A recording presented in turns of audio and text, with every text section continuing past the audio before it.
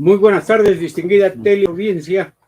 Para los amigos y amigas que nos están escuchando, un saludo cordial. Estamos nuevamente con los 7 ciudadanos en el programa Cultura Política, con Marco Antonio Valderrama Sea e Ismael Cornejo Rosselló, y quien les saluda, un amigo que también está dispuesto a conversar y a dialogar. Soy Hernán Cornejo Rosselló de Anderas. Vamos a hablar sobre un tema que consideramos que es crucial en el caso del desarrollo de Puno. Se trata de las comunidades campesinas en Puno. Las comunidades campesinas en Puno en este siglo XXI, con economías marginales y hasta informales, prohijan valores sociales distópicos que se han convertido en irrealidad, es decir, en una supuesta perfección que es inexistente y vive en el imaginario de ciertos ecologistas históricos y conservacionistas sociales y de políticos que legislan utilizando análisis instrumentales desfasados de la realidad. Esos analistas piensan que las comunidades campesinas deben continuar existiendo. No interesa que en la práctica ellas agonicen sin mayor significación e importancia en las propuestas de desarrollo integral que las impulse a ser protagonistas tanto del crecimiento como del desarrollo económico y afiancen sus valores sociales aportando a la construcción de una nueva sociedad. Esto no hacen los actuales integrantes de las comunidades campesinas y tampoco lo hicieron los anteriores integrantes de esas comunidades campesinas. Hoy la comunidad campesina solo es espacio de relativa preservación cultural que inclusive antagoniza la integración y, ojo, la cohesión social. Son núcleos cerrados en medio de una sociedad semiabierta, obviamente desigual y con distrofia productiva. Las comunidades campesinas viven entrampadas en su inacción económica y sin apoyo crediticio para fortalecer su crecimiento económico y su contribución a la generación de desarrollo. ¿Por qué sucede ello? ¿Por qué en una sociedad que valora y catapulta el individualismo tiene que suceder eso? Además que catapulta la propiedad como razón de ser de la economía. Las comunidades campesinas, donde varios de sus integrantes son propietarios de la tierra y que en la práctica ya no son propietarios de nada. Y por eso en la realidad productiva varias de esas comunidades se van desintegrando y vendiendo sus capitales de la tierra que no hacen producir. Por su nacimiento, las comunidades campesinas sobreviven a las llamadas reducciones que se impusieron, ojo, en 1549, en los inicios de la época colonial, apenas a los 17 años de la invasión y conquista extranjera, para tener aislados a los indígenas, asignándoles territorios para que vivan en espacios bien delimitados y así contener actos de rebeldía o de revuelta. El motivo fue enfrentar la dispersión poblacional de los indígenas y contenerlos en una especie de prisión territorial con producción agrícola y relativa actividad pecuaria para que los indígenas tributaran o fueran fácilmente captados para concurrir a la mita en la minería. Solo muchos años después, las comunidades campesinas se vuelven protagonistas activas en parte de los siglos XIX y XX, y no por la lucha contra la pobreza, sino por la pelea contra el gamonalismo y el latifundio expansionista que se aprovechó de sus debilidades. Allí nacieron en esas luchas héroes y mártires, pero no líderes de cambio y conquista de nuevos espacios económicos desde Puno. Máxime que la emigración del campo a las ciudades ha enflaquecido a las comunidades campesinas ya de por sí caquéticas. Muchos siglos después, en plena república, la Constitución Política de 1933 les asignó existencia legal y personería jurídica, con propiedad sobre la tierra y con esa propiedad con carácter imprescriptible e inajenable. Esa realidad persiste hasta hoy, porque se sigue actuando con visión de un pasado deleznable para impedir la construcción de un futuro deseable y respetable.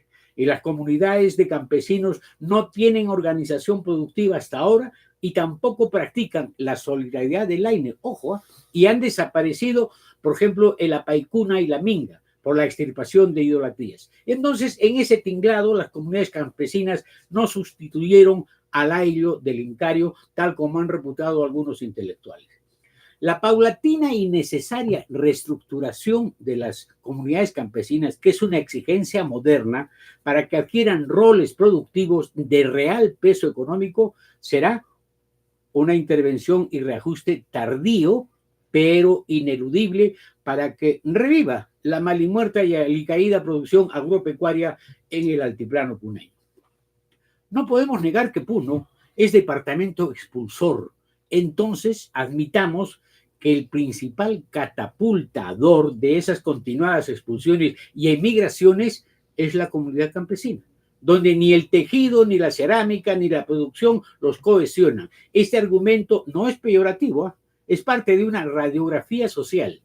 Quitémonos la pereza mental y actuemos sobre la realidad.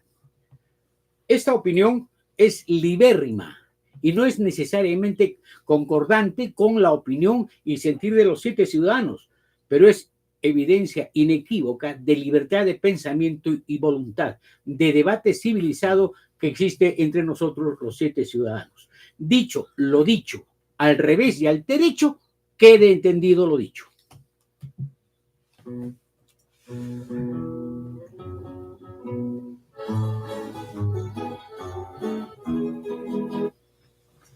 En nuestro pasaje histórico, buenas tardes a todos, ¿qué hechos calamitosos confrontó la familia peruana en el año 1990?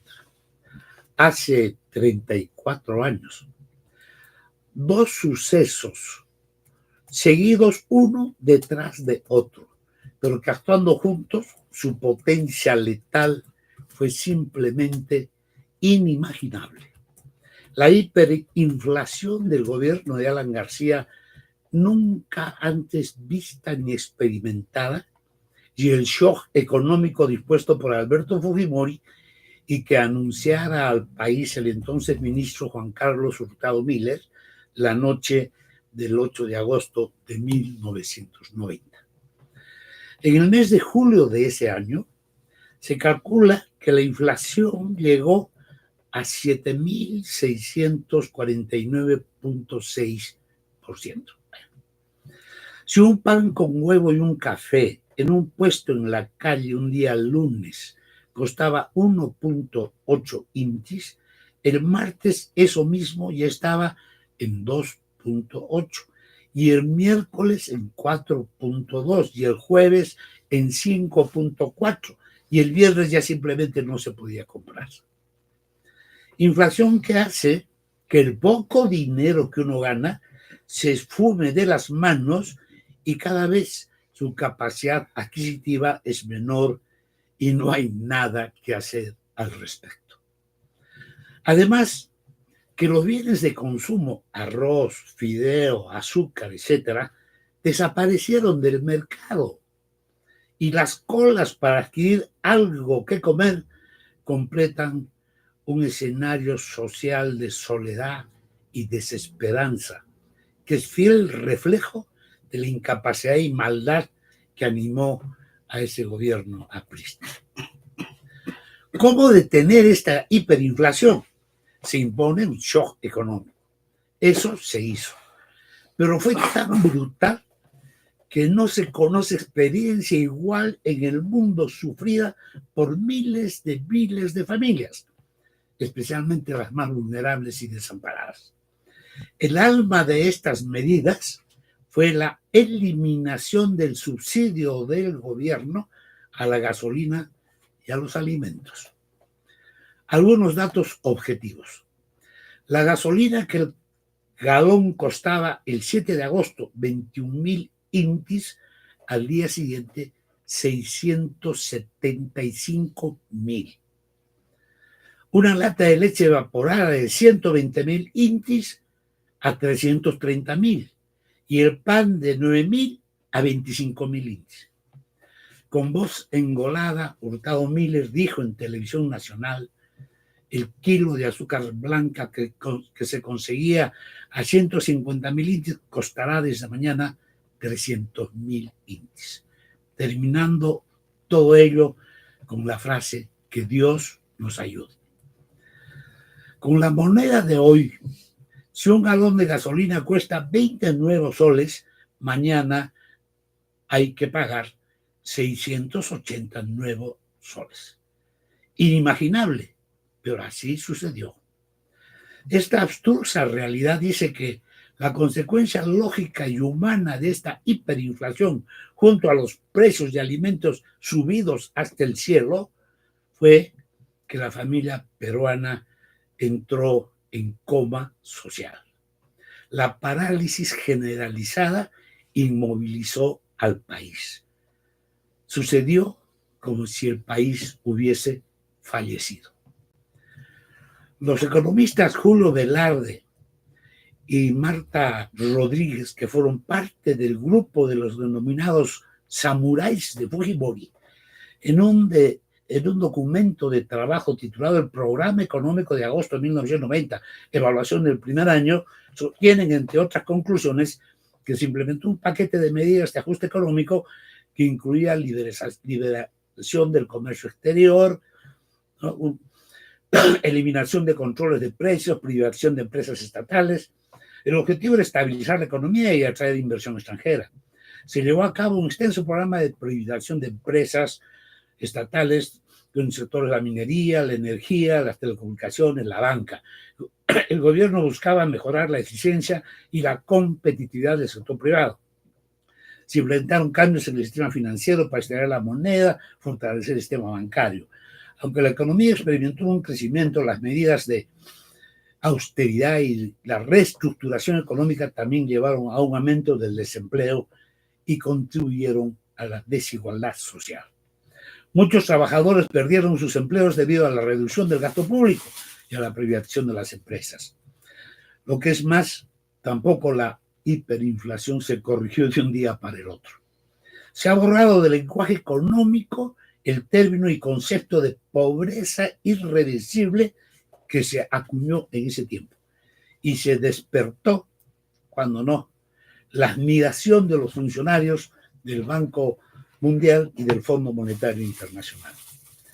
La pregunta sustantiva que cabe hacer es si se sabe qué ha sido de esos 600,000 niños que nacieron en este país en ese año de 1990 y los años subsiguientes. ¿Qué será de los que sobrevivieron? Probablemente la tasa de muerte infantil de esos años está absolutamente subvaluada. En ese tiempo no se hablaba de anemia. ¿Cuál será el desempeño de las 5 facultades superiores de la mente, tal como el lenguaje, la memoria, pensamiento, percepción y capacidad de atención y concentración, que obviamente son vitales desde que uno está en claustro materno hasta que por lo menos cumple 3 años de edad? No hay respuestas. ¿A quién le importó o le importa? Nuestro país tiene un destino muy incierto, lamentable.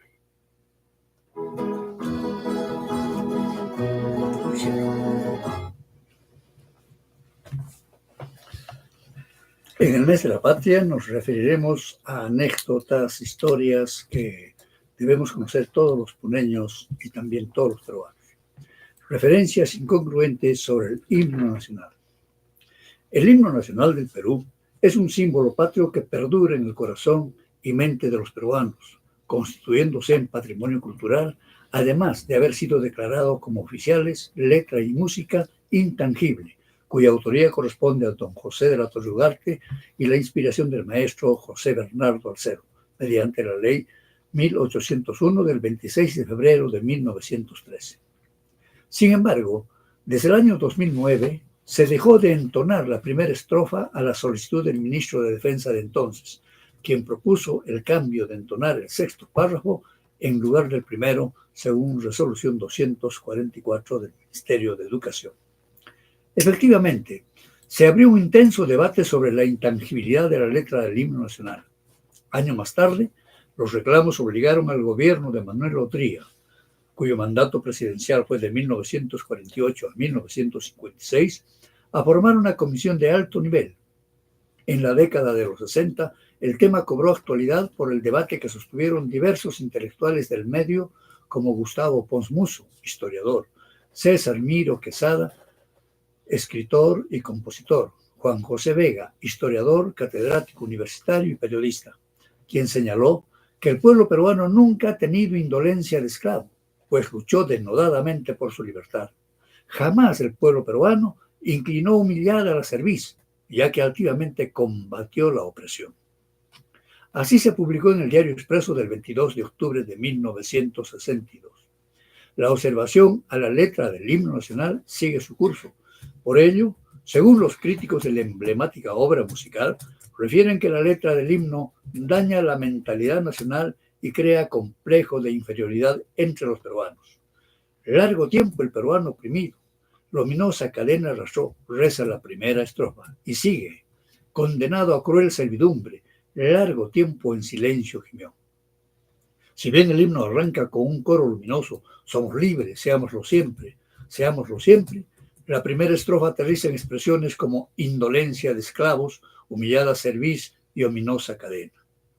El politólogo José Luis Ardón de Taboada, catedrático universitario, afirma que las palabras oscuras del himno son apropiadas para una trágica historia del país, donde los conquistadores españoles aplastaron al imperio inca. La nación ha perdido sus guerras, incluyendo la guerra contra Chile, que fue especialmente traumática. El columnista peruano Sinesio López, quien ha escrito sobre el debate del himno, señala en su texto que este himno, antes de pretender crear un himno inspirador, habría que cambiar al mismo Perú. Para las clases más bajas nada ha cambiado, señala López, pese a la bonanza económica, y eso va contra la perspectiva optimista.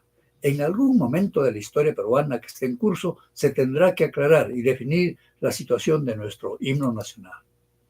Ahora bien, en el marco del reconocimiento del derecho a la pluriculturalidad e interculturalidad peruana, en la ciudad de Puno, en el año 2006, se registró una grabación del himno nacional y el himno a Puno con instrumentos nativos, propiamente con SICUS, con la Organización Cultural Ujmaya de Puno, junto al coro polifónico de la Universidad Nacional Mayor de San Marcos. En los años sucesivos se hicieron grabaciones del himno nacional en aymara y quechua, extendiéndose a los idiomas nativos de la selva.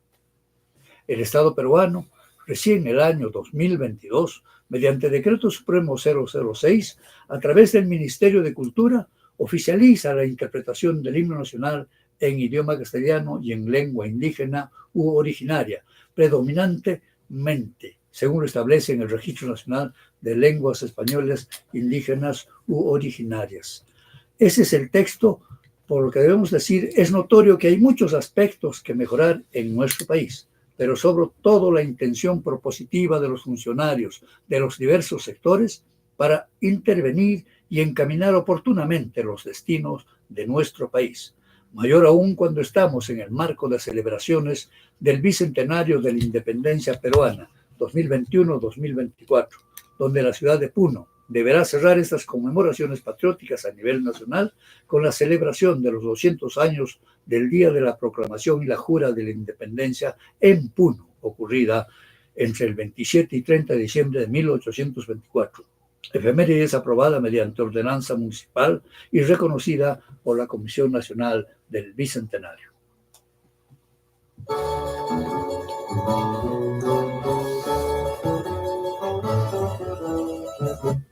Bueno, ahora entramos, después de estas intervenciones interesantes y completas en el panorama descrito, vamos a hablar sobre el tema que es central en nuestra intervención de hoy día, la inteligencia artificial. Bueno, primero entramos con una pregunta un poco filosófica, que no la vamos a resolver ahora, ¿no? ¿Puede ser artificial la inteligencia? Bueno, para el caso es un sorprendente avance científico y tecnológico que vale solo siempre y cuando se nutra de algoritmos de interpretación para favorecer y facilitar el razonamiento, el pensamiento, siempre y cuando esté bien nutrido de percepciones. Si es que las percepciones son negativas, la inteligencia artificial nos puede llevar a un desmadre. Buenas, ¿cómo están? Un abrazo. Un abrazo, sí. El tema, Nacho, de por sí, de suyo propio, es importante, es crucial, ¿no?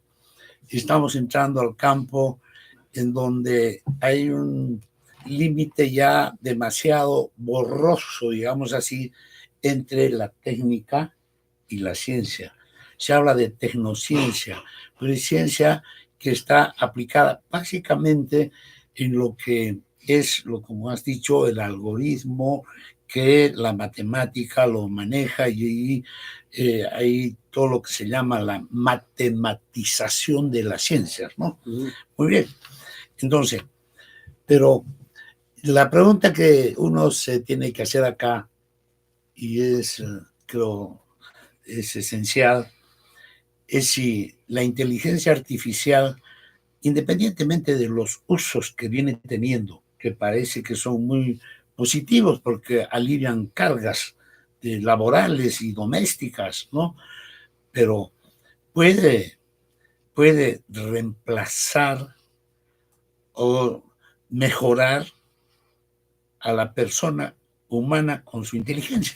Que no, quizá los procedimientos, ¿no? Quizá él la toma de decisiones más rápidas, pero aquí hay un problema que, a ver, Marco, también, ¿qué nos dice? Es la intervención manipuladora y de desaprensivos activadores de las redes sociales que crean fake news, deep news, es decir, que alteran. Han aparecido hace algunos meses, últimamente también, voces de consagrados a activadores de la economía, pidiendo dinero, etcétera, y que aparecen por las redes, por los WhatsApp, las cosas, ¿no? Y la gente, pues, a uno se traga el brolote, no se traga ese barco encendido y se desestabiliza. Pero este es un punto colateral.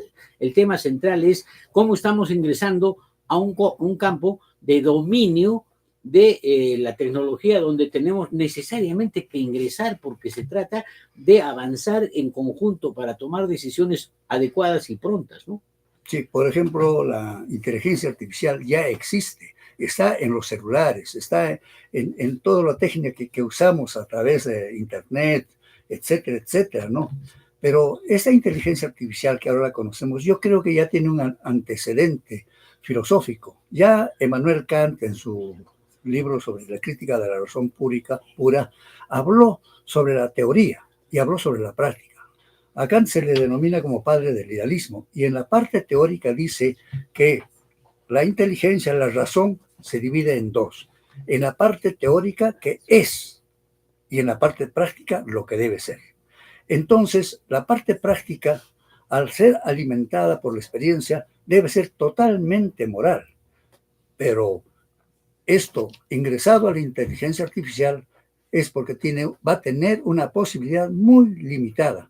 Va a ser un constructivismo totalmente moderno. Y cuando hablamos de los algoritmos, nosotros casi no entendemos el término, pero los algoritmos son la serie ordenada que todos los días usamos para hacer o lograr un objetivo. Imitan la inteligencia humana. Pero el tema es ahí nutrir bien o sea, dotarlos, dosificarlos de una verdadera percepción de las cosas reales, porque si le introduces situaciones negativas al algoritmo, como hay cierta mecanicidad en el tema, el algoritmo va a reproducir productos que no son los adecuados, ¿no? Pero la inteligencia artificial ya está dotada. Pero la inteligencia artificial también es un software. Así es. Y como software puede recibir unos datos inconvenientes. Negativos, positivos, ¿no es cierto? A ver, Ismaco. A ver, acá cabe una pregunta.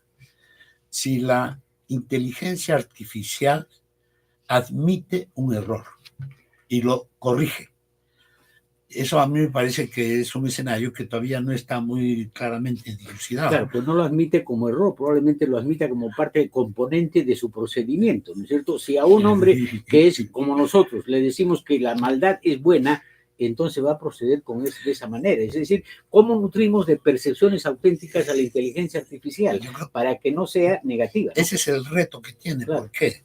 Porque la capacidad que tiene la robótica, una computadora, ¿no es cierto? La capacidad que tiene es ilimitada, cada vez es más potente. Entonces, ¿cómo se ¿Cómo se adquiere conocimiento? En un algoritmo tú pones una variable, sí, no, pones otra variable, sí, no. Listo, no hay otra alternativa, no hay quizás, tal vez, quién sabe, no hay esta duda, sino es sí o es no, es uno o es dos, no es otro, es una lógica que llamamos, entre comillas, aristotélica, porque es dicotómica, es una lógica así, digamos, metafísica, no estamos de día, no estamos de noche. Bueno, entonces, eso, mientras más variables vas incorporando, infinidad de variables, la capacidad de aprendizaje que tiene esa máquina es cada vez más potente. Por eso, en el juego del ajedrez, por ejemplo, una computadora, es probable que una computadora le gane al campeón mundial de ajedrez actual, ¿no es cierto? Eso puede ser posible, porque maneja más, entonces, más datos. Claro, ¿no? entonces ahí se llega a la idea de que la inteligencia artificial no puede ser manipulada negativamente porque ya tiene sus mensajes bien claros. Pero el problema es quién maneja la inteligencia artificial. Puede ser, por ejemplo, un Lex Luthor, ¿no es cierto? De esas películas de ficción que tiene la inteligencia artificial a su servicio para hacer el descalabro y generar una hecatombe de informaciones negativas, etc. Por supuesto. Entonces acá, a lo que ha dicho Marco, me parece muy interesante analizar que la persona humana, Nacho, tiene, dicen, tres características, el ser humano en general, ¿no? Es un cerebro de gran tamaño que lo único que sabe es aprender. Ya está. Pero a veces la computadora parece que tiene más capacidades, ¿no? Pero cuando conozcamos cómo funciona el cerebro, dicen los que estudian esto, que recién se conocerá cómo funciona el universo. Es otro. El ser humano tiene esa capacidad de hacer vivir lo que está fallecido. Si no, no iríamos pues a los cementerios, que no suceda lo que sucedió, es el ámbito de la moral. Y el otro problema que decía es que el ser humano es quien conoce mejor que haciendo se equivoca y corrige. Entonces, bueno, esos tres escenarios, el primero está en el escenario de la ciencia artificial. El segundo tiene esta ambivalencia, puede estar para bien, puede estar para mal. Y el tercero es mucho más complicado.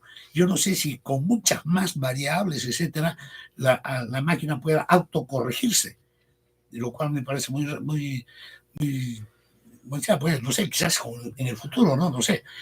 Pero la consecuencia de todo esto para mí es que hay hechos positivos, Nacho, hay en medicina, por ejemplo, para curar cáncer, etcétera, para diagnosticar enfermedades, hay avances impresionantes, ¿no?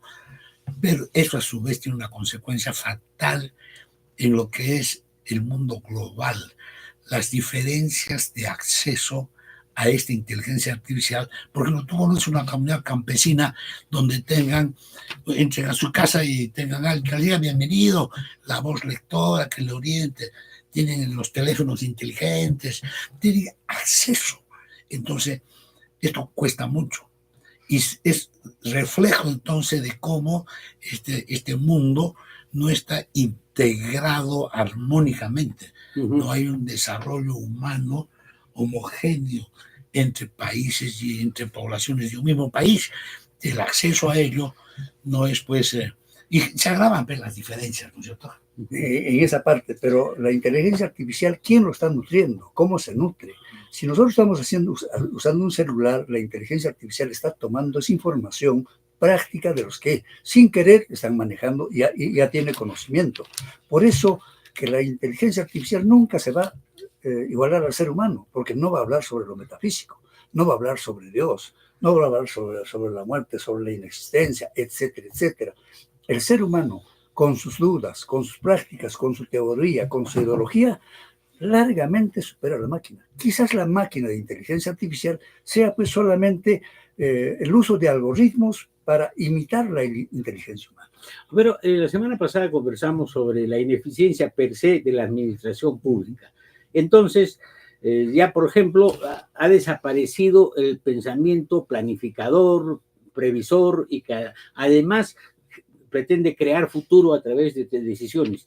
¿Podrá haber, por ejemplo, en los gobiernos regionales del país un escenario de inteligencia artificial que empiece a tomar decisiones adecuadas y entonces se instale una especie de departamento de gerencia de inteligencia artificial para que se tomen decisiones adecuadas. Ahora, esto también es pedir mucho, porque pedirle inteligencia artificial a quienes son artificiosos en el manejo de la inteligencia y, bueno, van a volver la ficción antes que inteligencia, bueno, es terrible, ¿no? Pero estos son los escenarios que se están abriendo. Estas son las posibilidades de hacer, como tú dijiste, Marco, al principio, ya estamos manejando inteligencia artificial, pero así todo, seguimos empobrecidos y entorpecidos y enturbiados por una serie de relaciones domésticas, de decisiones inconvenientes, etcétera, ¿no? Eso es totalmente cierto, porque no tenemos todo el uso de la técnica. Pero se me ocurre un par de ejemplos a lo que dijo Ismael con respecto en cuánto avanzamos en la medicina, ¿no? Por ejemplo, ¿qué pasaría si la inteligencia artificial ya analiza la sentencia de un juez, pero a través de toda la teoría y práctica escrita en los libros, y a un inocente lo pone culpable? Y la inteligencia artificial le dice, ahí no, lo pondría culpable y lo mete preso al juez. Eso es. Entonces, ¿qué cosa quiere decir? Ese nivel de corrupción, la inteligencia artificial sería bueno, ¿no? Otro asunto, ¿no? El administrador público que tiene que apoyar un proyecto, firmar el proyecto, y de repente de 10 millones se tiró 3 millones y la inteligencia artificial dice, oye, usted, tenemos aquí estos algoritmos, tanto de cemento se ha comprado, tantos técnicos se han usado, etcétera, etcétera, y esto debió costar tanto, así que falta plata.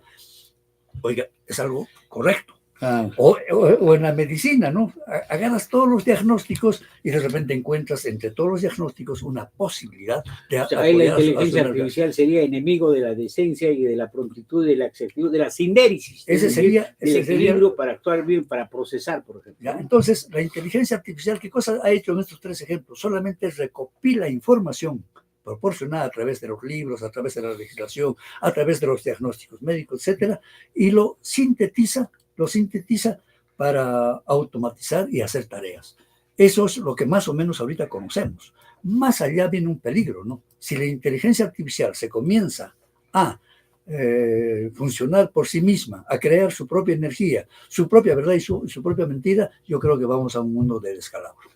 Sí, el principal uso que ha tenido o que tiene a la fecha y por la cual la inteligencia artificial está bien aplaudida, bien bienvenida, no solo es por lo de la medicina, porque también su acceso es muy limitado, ¿no? Como podemos constatar, sino que a quien ha favorecido más y mejor es a la mercadotecnia, a la consecución en un negocio de los clientes. Porque con la inteligencia artificial tú los has codificado sus gustos, has codificado sus usos, sus costumbres, y tú les vas ofreciendo cosas y tienes a una clientela de la cual te has apropiado. Y entonces los negocios han prosperado tremendamente con este tipo de algoritmos que han construido para saber cuáles son los usos y costumbres de las personas para que vivan, ¿no? Sobrevivan o vivan en su familia, en fin, ¿no? Entonces, ese es uno de los usos más importantes. Pero yo insisto, por ejemplo, en este concepto de vivienda o domicilio protegido por la inteligencia artificial. Me pregunto eso, ¿quién tiene en Puno, por ejemplo? Eso no hay, pues, ¿no? Bueno, esa es una constatación bien diferente, bien especial por las diferencias sociales que existen, ¿no? Pero en todo caso, la inteligencia artificial ya es una posibilidad de uso que se puede establecer en varios espacios, ¿no? Y hay gente que está predispuesta para eso, y lo que tenemos que combatir es el analfabetismo funcional que existe en la mayoría de personas respecto del manejo y conocimiento sobre los algoritmos, las computadoras, la informática y estas situaciones que bullen cada día con nuevas propuestas, nuevos hipótesis, nuevas tendencias, nuevos manejos tecnológicos, etcétera, nuevos hardware, ¿no? Que arman un software, etcétera. O sea, cuerpos con mente que están ahí en nuestras manos con los teléfonos, con todos esos teléfonos inteligentes. Entonces, desasnémonos, disculpen la palabra, pero justamente está en el diccionario de la Real Academia Española. Desasnarse significa quitarse la torpeza, la estolidez y aprender de estas cosas, no digamos, como decían los jesuitas de antiguo, no, yo no entro a esta tecnología porque estoy en manos de Dios, ¿no? Bueno, esta ha sido nuestra opinión y ahora vamos a ir a un tema de la anécdota, ¿no? Esta es una anécdota muy interesante, protagonizada por una misma persona consigo mismo y que pone como marketing a las mujeres. Fue un mercadotecnista, un merchandising, fue Ken Augusto Rodin, que nació en París en 1840 y murió antes de que muera la Primera Guerra Mundial en 1917. Él vivió 77 años y ustedes ya saben, un gran escultor extraordinario que esculpió a la medida de Miguel Ángel, excelente, 4 bellas mujeres y que las quiso vender en grupo como las 9 musas. Y nadie le quiso comprar las 9 porque era un precio exorbitante. Y entonces uno de esos clientes, admiradores, compra 2. Y entonces Rodin se queda con 7. Y pone él con otra vuelta en marketing, usando a las mujeres. Imagínense desde ese tiempo como el saborcito, ¿no? Y dice, estas 7 mujeres, los 7 pecados capitales. Y bueno, pues tampoco se va vendiendo y entonces se decidió, como ya la está vendiendo por separado, viene otra persona y le dice que le compra 2. Y entonces se queda con 5. ¿Y qué hace? Para enaltecer siempre a la mujer y la belleza somática, la estructura, dice los 5 sentidos. Y después se queda con 4 porque vendió una sola. Y pone las 4 estaciones. Al final vendió otra y le quedó 3 y le pone las 3 gracias. Y logró colocar 2 y se quedó con 1. ¿Y qué le puso? La soledad. Esta es la anécdota de un hombre escultor inteligente que fue el principal marquetero del siglo XIX con su propia obra y tuvo como centro medular a las mujeres. Pues bien, esta ha sido la anécdota sobre Augusto Rodin.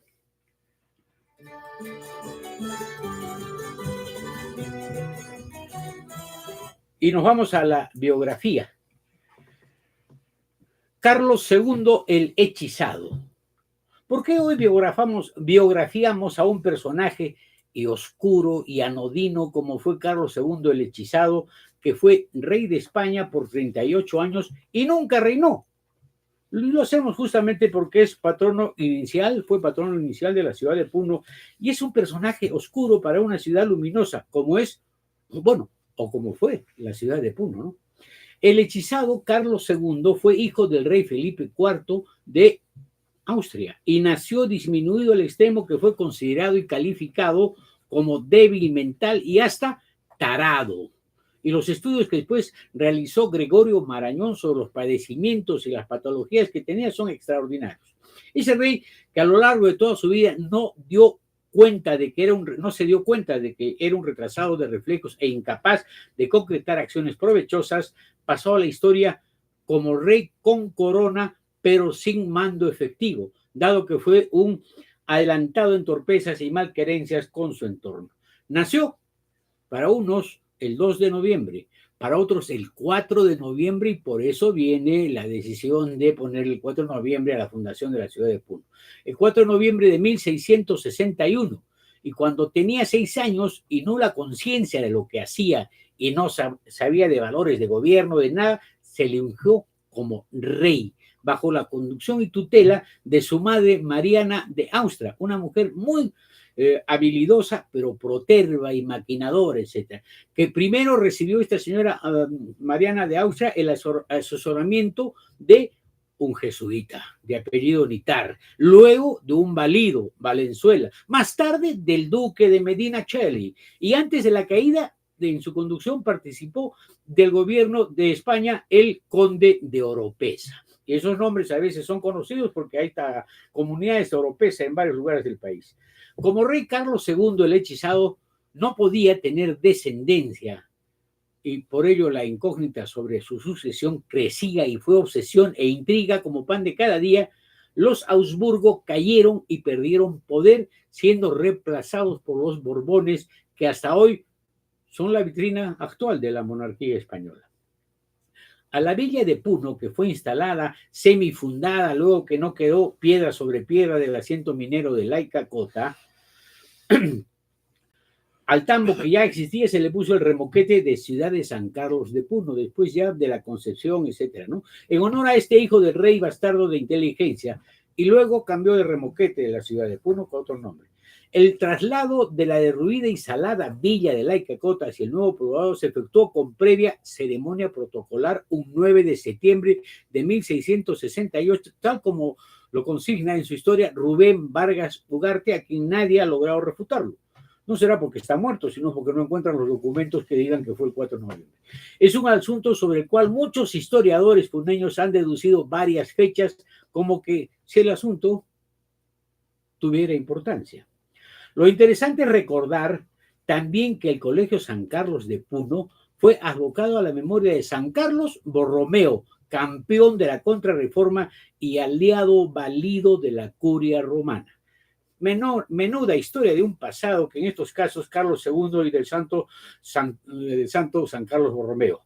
Esas historias yo creo que las hemos traído a colación para que las olvidemos. Y finalmente quiero hacer un acápite para mostrar, como hemos conversado con Ismaco y con Marco la semana pasada, vamos a tener una nueva sesión de recensión de documentos del libro que más o menos habla en este sentido. Por ejemplo, Luis Hernán Urbiola Montesinos ha escrito un artículo sesudo de muy buena investigación titulado Bicentenario e Intelectualidad, que analiza en la actualidad y la vigencia de pensadores del vigor y de la gran talla, como los intelectuales que surgieron en las generaciones del 900, la generación del centenario y la de los años 30 en el Perú, vinculados a la emoción vibrante de lucir pasión por el país. En contraposición a lo que hoy en día no tenemos pensadores peruanos de valía de esas tallas y solo coexisten entre nosotros frívolos y epidérmicos pensadores peruanos que no buscan bucear en los arcanos de la patria y conducir sus destinos, sino buscan vitrina y espectáculo. Este trabajo de Luis Hernán Urbiola Montesinos es muy interesante y hay que leerlo para reflexionar y aplaudir, por un lado, la capacidad analítica de Luis Urbiola Montesinos, puneño, estudioso y honesto, y por otro lado, su aporte bibliográfico e investigativo. Bien, nos vamos a la otra sección. Nuestro poema de esta edición, Hermann Karl Hess, fue un escritor, poeta, novelista y pintor alemán, nacionalizado suizo en 1924, ganador del Premio Nobel de Literatura en 1946. Su poema, titulado Escalones. Así como toda flor se enmustia y toda juventud cede a la edad, así también florecen sucesivos los peldaños de la vida. A su tiempo surge toda sabiduría, toda virtud, mas no les es dado durar eternamente. Es menester que el corazón en cada llamado esté pronto al adiós y a comenzar de nuevo. Esté dispuesto a darse, animado y sin pudores, a nuevos y distintos desafíos. En el fondo de cada comienzo hay un hechizo que nos protege y nos ayuda a vivir. Debemos ir serenos y alegres por la tierra, atravesar espacio tras espacio, sin aferrarnos a ninguno, cual si fuera una patria. El espíritu universal no quiere encadenarnos, quiere que nos elevemos, que nos ensanchemos escalón tras escalón. Apenas hemos ganado intimidad en una morada y en un ambiente, ya todo empieza a languedecer. Solo quien está pronto a partir y peregrinar podrá eludir la parálisis que causa la costumbre. Aún La hora de la muerte acaso nos coloque frente a nuevos espacios que debamos andar. Las llamadas de la vida no acabarán jamás para nosotros. Ea pues, corazón, arriba, despídete, estás curado. Hermann Hesse, premio Nobel de literatura, y él nació el día 2 de julio, pero 100 años antes de que yo naciera, porque también nací el 2 de julio. Vaya la aclaración. Un abrazo, felicitaciones, nos vemos el próximo programa.